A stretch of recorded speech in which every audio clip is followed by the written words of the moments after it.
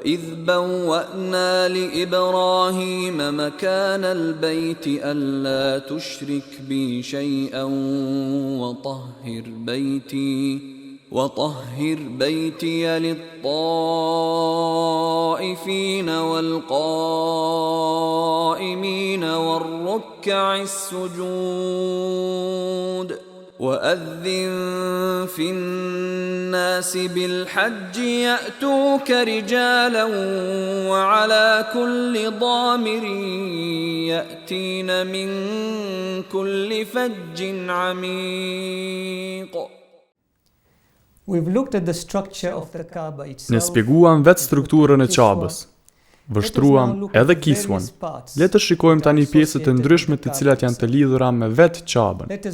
Le të shikojmë tani burimin e Zamzamit. Zam do të thotë ndalu, prandaj dhe ky është një burim i ndalur. Janë dy versionet që na shpjegojnë se si ky burim e mori këtë emër Zamzam, pra ndalu. Versioni i parë thotë se kur zonja Hajere bëri ecën për të 7 herë drejt malit Marwa, pastaj shikoi mrapa dhe vërejti se në vendin ku qëndronte djali i saj, Ismaili, aty buroi një ujë i pishëm. Ajo vrapoi drejt burimit dhe në mënyrë të papërmbajtur mundua ta ndalte ujin që buronte. Kështu që ajo thoshte Zamzam, ndalu. Kjo pra është njëra prej verzioneve. Versioni tjetër thotë se kur ajo u kthye, e pa ujin duke buruar me vrull të madh, dhe gjërsa uji po buronte furishëm dhe po lagte tokën përreth, toka po e përpinte ujin me shpejtësi të madhe, dhe pastaj ajo formoi një mur me argjil, e cila ishte në formën e një dige, dhe nëse mund ta quajmë ashtu, në formën e një muri miniatur rreth burimit. Dhe aty ku uji buronte, ai filloi të ngritej lart këtij muri dhe zonja Hajere pastaj arriti ta shfrytëzonte ujin. Prandaj, duke dëshiruar që ta ndalte ujin dhe të mos tretej në tokë, ajo thoshte Zamzam. Burimi i Zamzamit gjendet rreth 21 metra larg nga muri lindor dhe buron në qoshën e malit të Safës. Burimi ka rreth 30 metra thellësi. Dhe pas shumë ndërtimeve në vitin 1968 të erës së re, njerëzve u mundsua të futeshin brenda burimit me anë të disa shkallëve, në formë të pusit, ku kishte pajisje me të cilat nxirrej uji dhe gjithashtu futeshin brenda pusit vetëm për të pirë ujë nga burimi i Zamzamit. Deri në vitin 1953, uji nxirrej nga burimi me anë të metodave manuale. Por nga viti 1953 tutje, përdoreshin pompat elektrike për nxjerrjen e ujit nga pusi. Dhe nga viti 1968, hyrja për në brendinë e pusit u mbyll. Prandaj dhe njerëzit nuk mund të futen më atje, edhe pse ato pajisjet dhe objektet ende gjenden aty. Uji tani pompohet me anë të pompave dhe sistemit të gypave duke u derdhur mbi tokë, afër anës së malit Marwa. Dhe kur njerëzit kryejnë ecjen në Sa'i, kthehen për të pirë ujin e Zamzamit. Në vitin 1994, jashtë qytetit të Mekës u ndërtua një fabrikë e ujit në vendin e quajtur Kuda. Dhe në këtë fabrik uji pompohet e pastaj fabrikohet në shishet dhe shfrytëzohet për eksportim në shumicë. Gjithashtu vendoset edhe në cisterna, të cilat dërgohen në Medinë, në xhaminë e Profetit, ku përdoren si ujë të pishëm.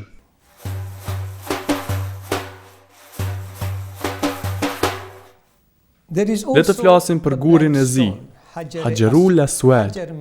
Hajar do të thotë gur, ndërsa Aswad ka kuptimin i zi. Pra ky gur është i vendosur në qoshën e murit jugor dhe murit lindor të Qabës. Dhe profeti thoshte se bekimi këtij guri rishfaq përshëndetjen tuaj me Allahun. Prandaj dhe ai e prekte dhe e puthte gurin. Shpirtërorja pas saj është se gjërsa ju e prekni gurin, ju jeni duke i shtrënguar duart me Allahun dhe jeni duke hyrë në një marrëveshje ose beslidhje me Allahun, duke treguar se me këtë shtrëngim duarsh, ne tani i futemi një mënyre të re të jetesës islamike. Gjithashtu është thënë se kur të rishfaqet imami 12, ai do të shfaqet pikërisht te kjo hapësirë. Tani gjatë sezonit të haxhit është shumë e vështirë të mbërim tek pjesa ku gjendet guri, e sidomos të puthim gurin. Dhe ky ishte problemi për shumë vite më parë.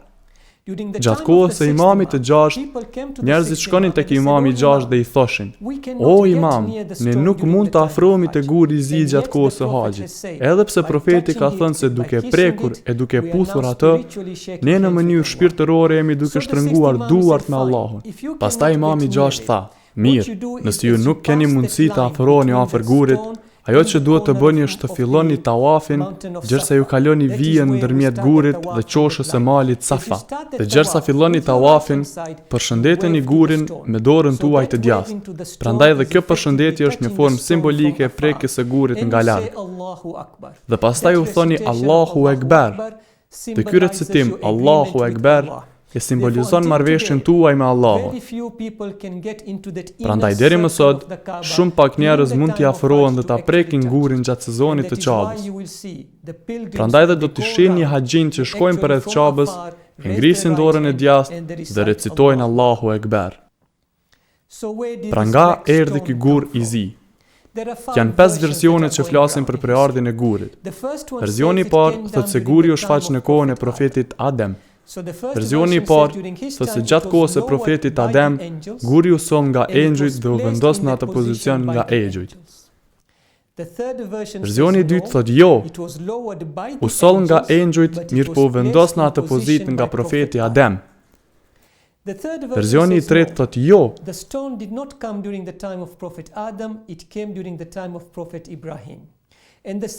guri nuk u sol në kohën e profetit Adem, por u sol në kohën e profetit Ibrahim dhe u vendos nga engjujt. Dhe versioni tjetër thotë që u vendos nga vetë profeti Ibrahim.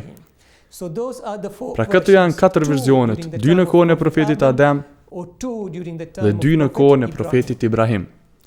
Versioni i 5 thotë se u sol në kohën e profetit Adem, por që nga koha e profetit Adem deri tek profeti Ibrahim, muret e Qabës u shkatëruan dhe nuk mbeteshin mure.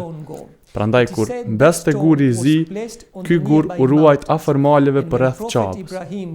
Dhe kur profeti Ibrahim i rikonstruktoi muret, ai së bashku me profetin Ismail e morën gurin dhe e sollën në pozicionin origjinal.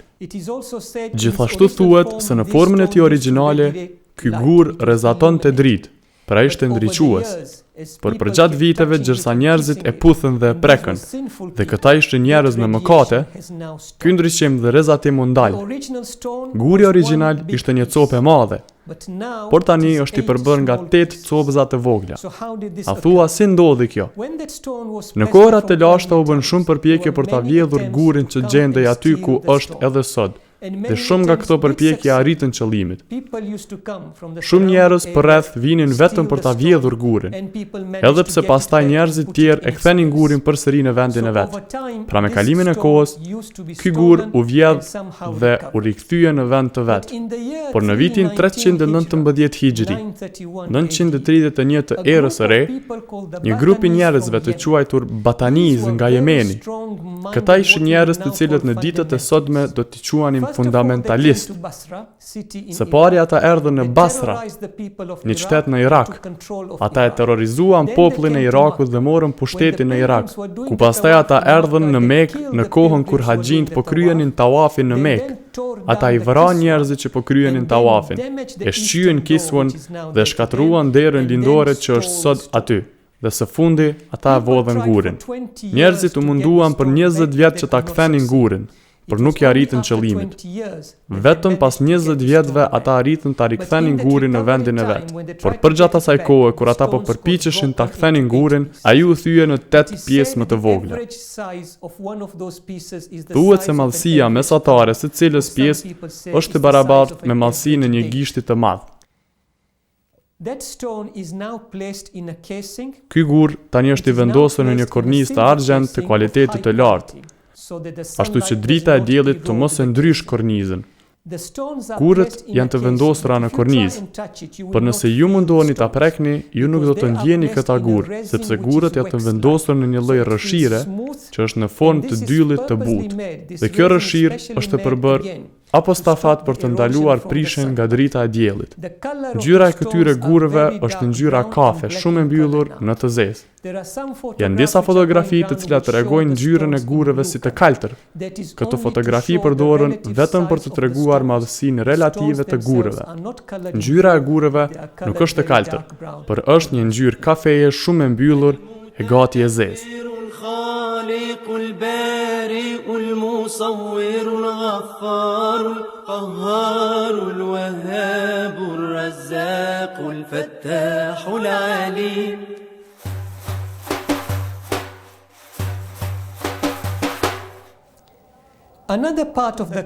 Një tjetër pjesë e Qabës është tuba e artë.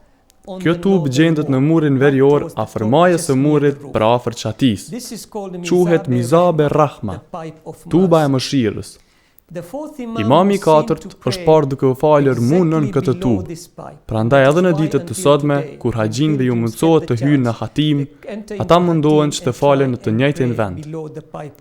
Gypi u vendos në atë vend për herë të parë gjatë kohës së Kurajshëve, kur profeti ishte 35 vjeçar. Materiali i gypit është për të rirë që nga atëherë. Në vitin 954 Hijri, mbreti turk i quajtur mbreti Sulejman e konstruktoi tubën nga argjendi. Në vitin 1021 të Hijrit, një tjetër mbret turk i quajtur mbreti Ahmed e rikonstruktoi tubën nga një material më të mirë të argjendit, i quajtur smalt.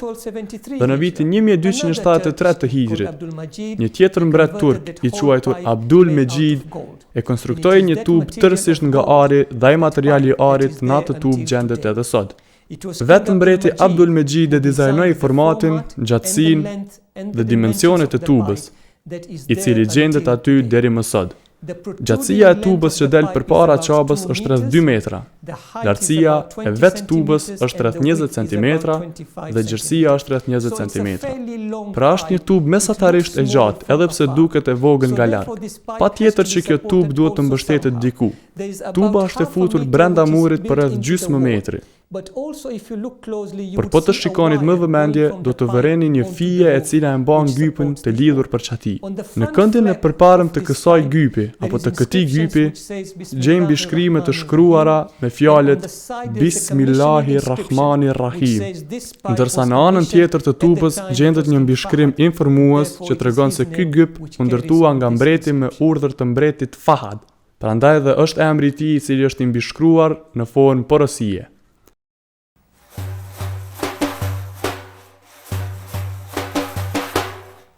Një nga pjesët e Qabës është edhe dera në murin lindor, të cilën e shohim sot. Dhe përgjatë sezonit të haxhit ne e shohim vetëm gjysmën e derës, nga që burka e cila e mbulon murin është e lëshuar. Dera e parë u vendos nga mbreti Abu Karab Aswad nga Jemeni në vitin 200 para Hijrit. Që nga ajo kohë, përbërja dhe dizajni i derës ka ndryshuar dhe në vitin 1045 të Hijrit, mbreti turk i quajtur Murad Khan e rikonstruktoi derën me dizajnin dhe stilin që gjendet në derën të cilën e shohim sot. Renovimi i fundit masiv ndodhi mjaft vonë në vitin 1399 të Hijrit, pra në vitin 1979 të erës së re. Një nga mbretërit saudit, mbreti Khalid bin Abdul Aziz e rinovoi derën dhe ia dha formën të cilën e shohim sot. Pra dera tani qëndron rreth 2 metra e 1 qerek mbi tokë, është 1.9 metra e gjerë dhe 3.1 metra e lartë. Por kjo derë konstruktuar në kohën e mbretit Khalid u bë nga ari i pastër i fortë, është rreth gjysmë metër i gjerë. Prandaj dhe është një derë shumë e rënde për bërë nga ari i pastër. Dhe kjo derë është mbështetur në trungje të trasha, mirë për shkak të peshës së madhe të derës, vetë trungjet janë të praruara me ari, që të sigurohet mbajtja e derës. Gjithashtu në derë gjenden mbishkrime prej arit, nga vargjet kuranore, ku dy prej mbishkrimeve më të rëndësishme janë atributet e Allahut, Rahmani dhe Rahimi. Gjendet edhe një derë tjetër në vetë Qabën, në brendi të saj, dhe kjo derë quhet Tauba. Kjo derë na dërgon nga qoshja e Qabës për në qati. Mallësia e derës Tauba është përafërsisht sa gjysma e dimensioneve të derës së jashtme. Përsëri, kjo derë është e konstruktuar nga ari i pastër, dhe brenda gjenden shkallët që të dërgojnë në qati. القوي المتين الولي الحميد المحصي المبدئ المعيد المحيي المميت الحي القيوم.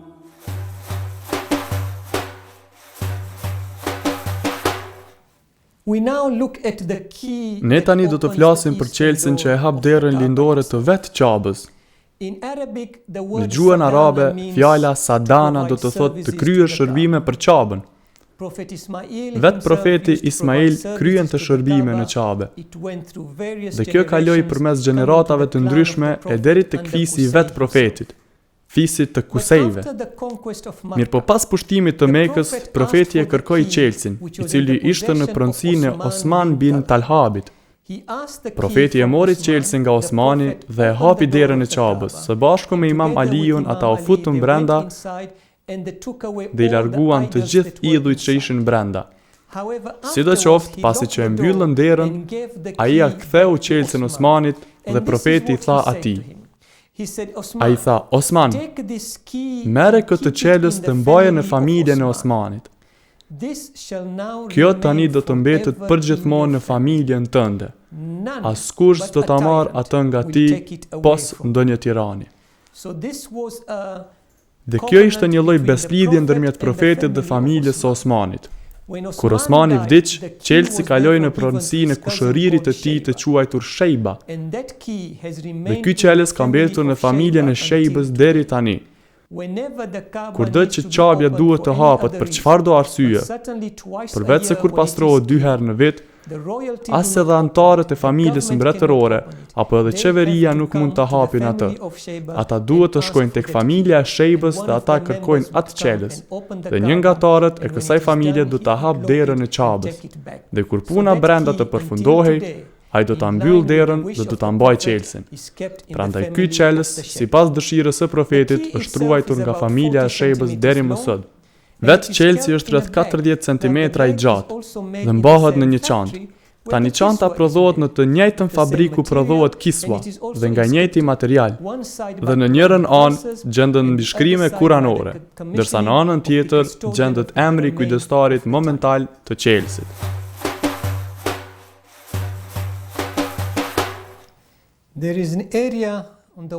Gjendet një hapësirë në muret e Qabës që quhet Multazam. Multazam do të thotë të lidhem për lutjen. Dhe kjo është zona nga ku është vendosur guri i zi, deri tek fillimi i derës lindore. Dhe kjo hapësirë quhet Multazam. Prandaj dhe shenjës së gjatë sezonit të haxhit, por edhe gjatë periudhave të tjera, njerëzit do të mundohen të prekin këtë pjesë, apo edhe të kapën për këtë pjesë. Sepse profeti ka thënë se cili do njeri që falet afër Multazamit, do t'i realizohen dëshirat.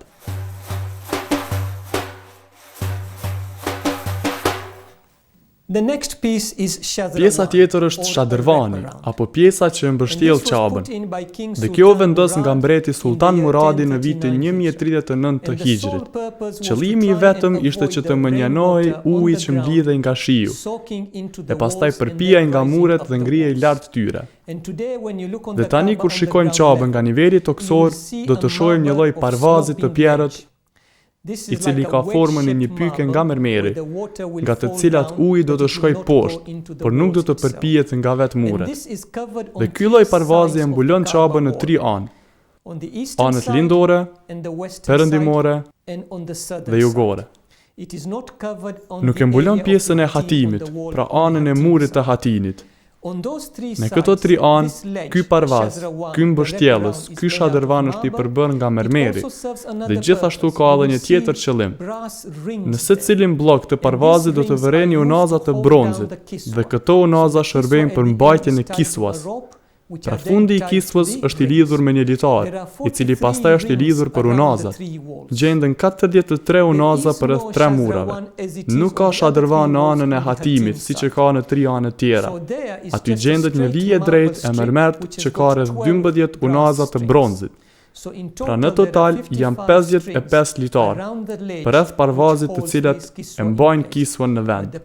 Për qëllimi kryesor I këtij parvazi është që të parandalohet futja e ujit në mure dhe ngritja e saj përgjatë murit. Parvazi është rreth 13 cm I lartë dhe 45 cm I thellë sa një blok I vetëm dhe ka formën e një pyke. Pjesa tjetër e cila nuk është e lidhur drejt për drejt me Qabën janë gjurmët e këmbëve të Ibrahimit. Ne diskutuam për stacionin e Ibrahimit ku thamë se njerëzit shkojnë dhe falen pasi që e kryejnë tawafin. Gjatë kohës së Ibrahimit dhe Ismailit, muret ishin ndërtuar me një lartësi rreth 4.3 metra. Kjo ishte gjatësia mesatare e njerëzve të asaj kohe. Një njeri mesatar është më së shumti rreth 2 metra.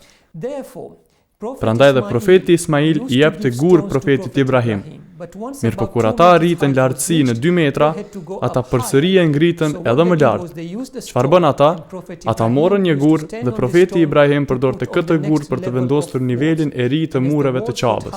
Dhe gjërsa muri bëhej më I gjatë, ata e ndërtuan këtë që mund ta quajmë një shkallë. Por në atë gur që ai e përdorte për të qëndruar, në të mbetën gjurmët e tij. Tani mund të shtrohet pyetja se si mund të mbesin gjurmë në një gur të fortë. Dhe kjo është njëra nga mrekullitë e Allahut, që këtë gjurmë, ky stampim shihet shumë qartë deri më sot. Dhe kjo tani është pozicionuar 14 metra në anën lindore të Qabës, në stacionin e Ibrahimit. Kjo gjurmë e këmbëve është e vendosur në një bazë të mermert. Dhe kjo bazë është e vendosur në një bazë tjetër më të madhe, e cila është mbuluar nga një kornizë me xham të përforcuar. Por njerëzit mund ta shohin tepër tej saj. Xhami është rreth 1 cm I trash, mjaftueshëm për të parë gjurmët e profetit Ibrahim.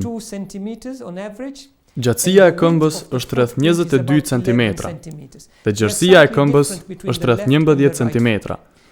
Dhe ka diferenca të vogla ndërmjet këmbës së majt dhe këmbës së djathtë.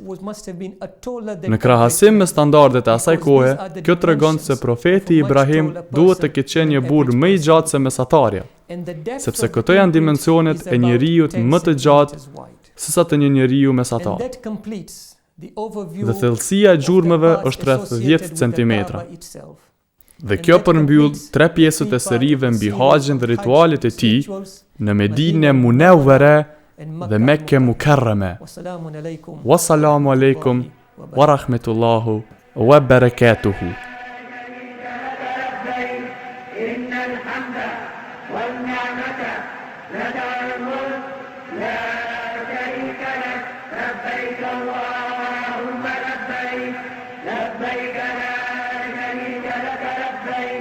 إن الحمد والنعمة لك الملك لا شريك لك لبيك اللهم لبيك لبيك لا شريك لك لبيك إن الحمد والنعمة